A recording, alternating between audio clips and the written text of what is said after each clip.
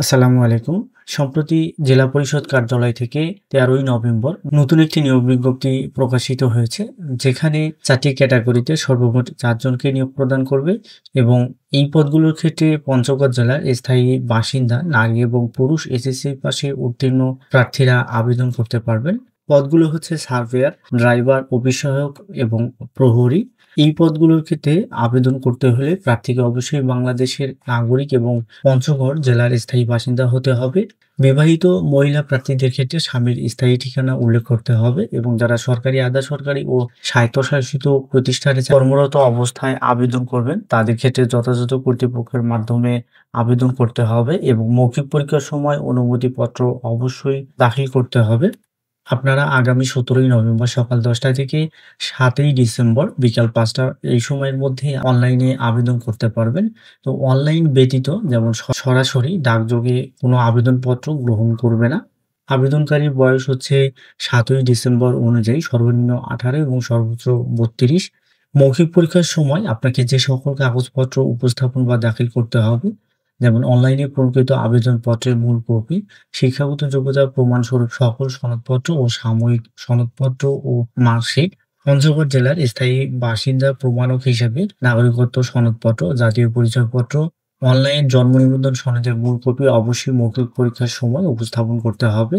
যদি আপনি মুক্তিযোদ্ধা কোটায় আবেদন করেন সেক্ষেত্রে কোটার প্রমাণপত্র এবং অন্যান্য যে কোটাগুলো রয়েছে সেগুলো কোটায় যদি আপনি আবেদন করেন সেক্ষেত্রে সেই কোটার প্রমাণপত্র হিসেবে সনদপত্র দাখিল করতে হবে।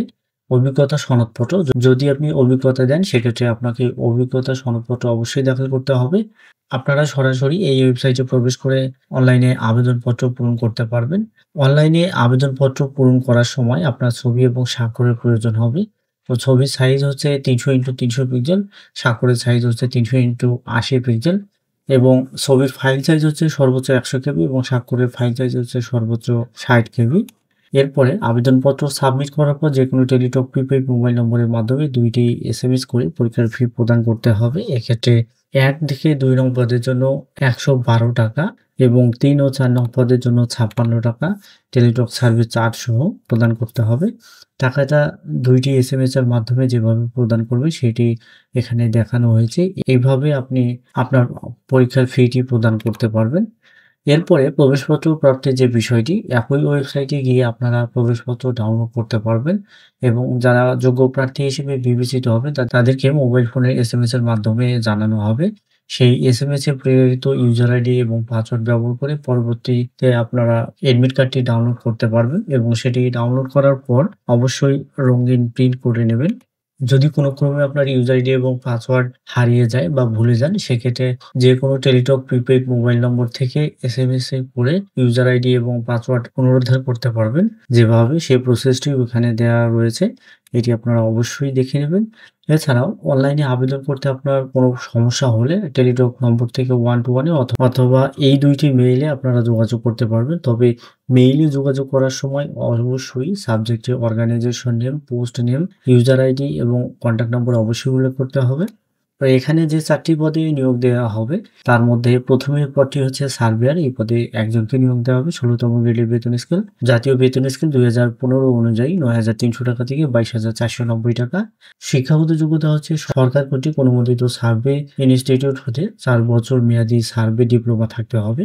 ড্রাইভার পদে একজনকে নিয়োগ দেওয়া হবে। এই পদের ক্ষেত্রে বেতন স্কেল হচ্ছে আগের পদের মতোই। শিক্ষাগত যোগ্যতা হচ্ছে হালকা যান চালনায় বৈধ লাইসেন্স সহ জুনিয়র স্কুল সার্টিফিকেট বা সমানের পরীক্ষায় উত্তীর্ণ হতে হবে।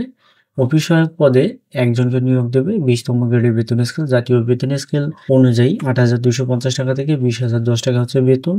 শিক্ষাগত যোগ্যতা হচ্ছে ২য় বিভাগ বা সমমানের জিপিএ সহ মাধ্যমিক স্কুল সার্টিফিকেট বা সমমানের পরীক্ষায় উত্তীর্ণ।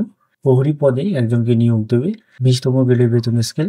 এ পদের ক্ষেত্রে শিক্ষাগত যোগ্যতা হচ্ছে কমপক্ষে ২য় বিভাগ বা সমমানের জিপিএ সহ মাধ্যমিক স্কুল সার্টিফিকেট বা সমমানের পরীক্ষায় উত্তীর্ণ।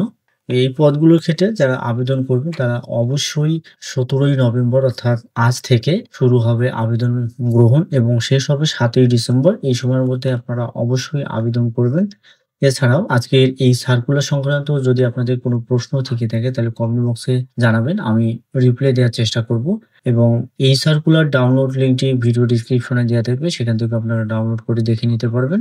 দেখা হচ্ছে আগামী কোনো নতুন নিয়োগ বিজ্ঞপ্তির ভিডিওতে। সেই পর্যন্ত ভালো থাকবেন, সুস্থ থাকবেন। আল্লাহ হাফেজ।